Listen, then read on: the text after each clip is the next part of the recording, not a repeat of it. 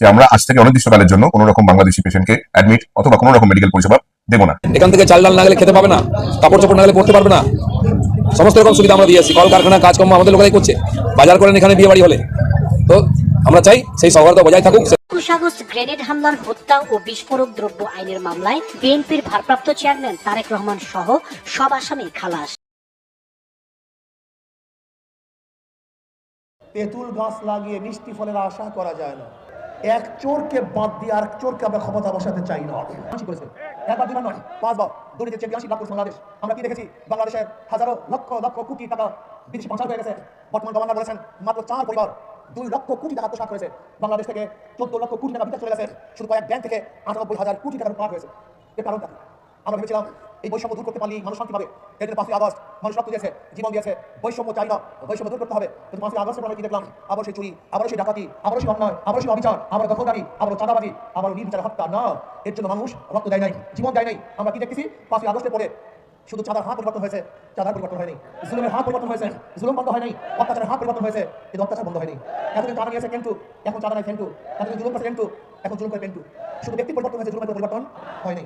আমি জনগণকে একটা কথা বলতে চাই, আমাদের সারা সমস্যা আমাদের লিডার বারবার একটা কথা বলেছেন, তেঁতুল গাছ লাগিয়ে মিষ্টি ফলের আশা করা যায় না, মাদার গাছ লাগিয়ে আমের আশা করা যায় না। চোরের মাধ্যমে চুরি মুক্ত দেশ হতে পারে না, সালেমের মাধ্যমে জুলুম মুক্ত দেশ হতে পারে না, দুর্নীতিবাজের মাধ্যমে দুর্নীতি মুক্ত দেশ হতে পারে না। আমরা কি দেখেছি? এসপি সাহেব পরিবর্তন হয়, ঘুষ সাহেব পরিবর্তন হয় না, ডিসি সাহেব ট্রান্সফার হয়, কিন্তু ঘুষ সাহেব সেই জায়গাতেই থাকে। আজ অনেক পরিবর্তন হয়, কিন্তু দুর্নীতি পরিবর্তন না হওয়ার কারণটা কি?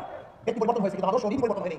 এবং সারা দেশের যে অস্থিরতা চলছে, সেই অস্থিরতাগুলোকে নিয়ন্ত্রণ না করতে পারার ফলেই সারা দেশে এই ধরনের সন্ত্রাস হচ্ছে এবং সাম্প্রদায়িক হামলা হচ্ছে। ধর্মীয় সাম্প্রদায়িক মৌলবাদী সংগঠন হয়, ইসকনকে নিষিদ্ধ করা হয়েছে পৃথিবীর বিভিন্ন দেশে। তো অভ্যুত্থানের পরবর্তী সময়ে আমরা দেখলাম যে মব ট্রায়ালের নামে বিভিন্ন শিক্ষা প্রতিষ্ঠানে শিক্ষার্থীদের হত্যা করা হয়েছে, বিভিন্ন জায়গায় মন্দির ভাঙা হয়েছে, মসজিদ ভাঙা হয়েছে, অন্যান্য ধর্মীয় উপাসনালয়গুলো ভাঙা হয়েছে, সীমান্তে মানুষ হত্যা হয়েছে। আমরা তখনই দাবি তুলেছিলাম যে অন্তর্বর্তীকালীন সরকার শহীদের রক্তের উপর দিয়ে যে দায়িত্ব গ্রহণ করেছে, এই অন্তর্বর্তীকালীন সরকারের বিশেষ কিছু দায়িত্ব রয়েছে, অর্থাৎ আইনশৃঙ্খলা পরিস্থিতির উন্নয়ন, বাংলাদেশের মানুষের ভাত এবং যে বুটের যে লড়াই, যে আপনারা দেখবেন যে দীর্ঘদিন যাবৎ ফেসিবাদী যে সরকার, সেই সরকারের আমলে দ্রব্যমূল্যের যে ঊর্ধ্বগতি ছিল, সেই ঊর্ধ্বগতি এই সরকারও নিয়ন্ত্রণ করতে পারছে না। অর্থাৎ মানুষজন খুবই বিক্ষুব্ধ পরিস্থিতিতে আছে এবং মানুষের যে দীর্ঘদিনের যে চাওয়া ছিল যে মানুষ যে ভোট দিতে পারছে না, তার জন্য জনগণের যে প্রত্যাশা ছিল যে দ্রুত সময়ের মাঝে নির্বাচন কমিশন সংস্কার করে এটি লেভেল প্লেইং ফিল্ডের মাধ্যমে সকল রাজনৈতিক দলের অংশগ্রহণের মাধ্যমে এটি নির্বাচন যেন দেওয়া হয়। উপরে একরকম, ভিতরে আরেক রকম। যেখানে জমাত শক্তিশালী, সেখানে দেখা যায় তাদের রূপটা কি রকম, কি ভয়ঙ্কর, যেটা আওয়ামী লীগ বিএনপি থেকে আরো ভয়ঙ্কর। তো সুতরাং তাদেরকে প্রতি আপনারা সতর্ক থাকবেন।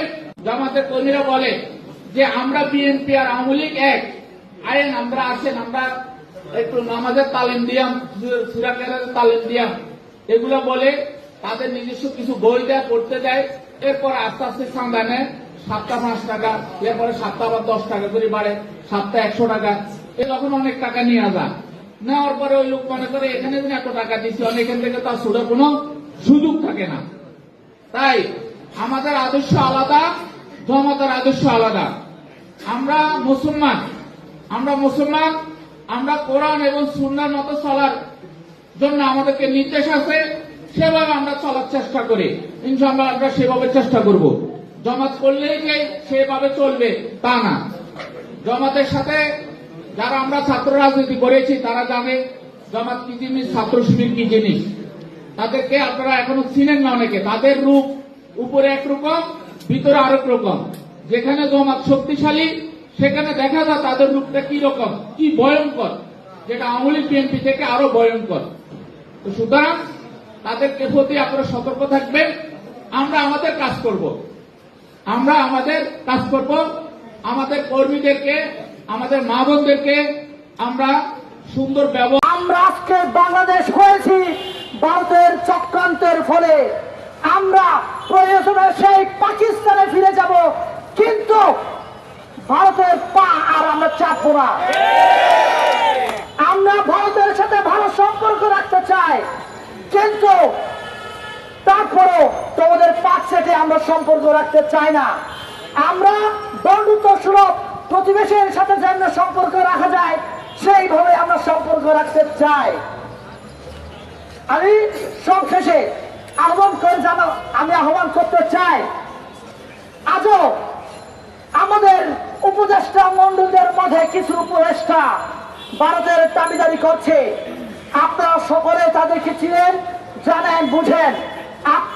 আপনার প্রতিবেশী আপনার বাড়ির পাশে, সে হিন্দু কিনা সে মুসলমান কিনা, আমাদের প্রত্যেক ধর্মের মাঝে আরএসএস এর লোক, রয়ের লোক রয়েছে।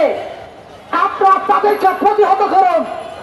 কিভাবে এরা আমাদেরকে ধ্বংস করার জন্য পায়তারা করছে। আমার চট্টগ্রামকে ওরা বিচ্ছিন্ন করতে চায়।